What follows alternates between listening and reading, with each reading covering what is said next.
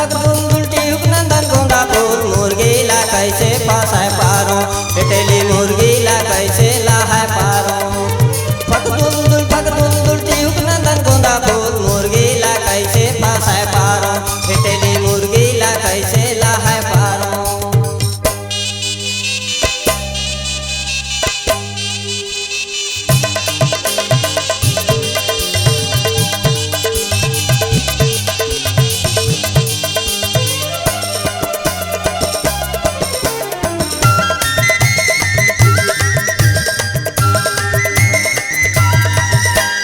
छो महीना ले नहीं खाए हो भूखा हवे ढाड़ जी भूखा हवे ढाड़ 6 महीना ले नहीं खाए हो भूखा हवे ढाड़ जी भूखा हवे ढाड़।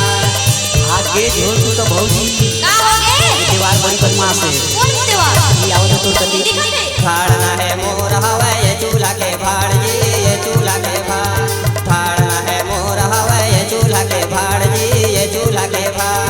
बहुत घोसन बहुत पीसन देखे न मैं बोल धंधा ला कैसे जमाय पारो ये दीदी धंधा ला कैसे जमाय पारो फक दुलदुल टिहुक नंदन गोंदा फूल मुर्गीला कैसे फसाय पारो ये दीदी मुर्गीला कैसे फसाय पारो।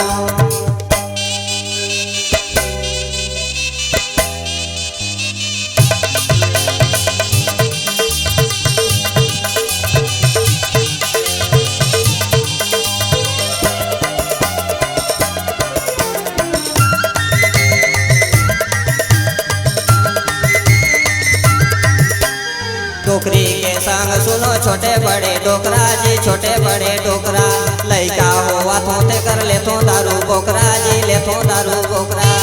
देखे काका को क्या होता है सुनत हो तो डोकरी के संग सुनो छोटे बड़े डोकरा जी छोटे बड़े डोकरा लइका होवा थोते कर ले तो दारू बोकरा जी ले तो दारू बोकरा।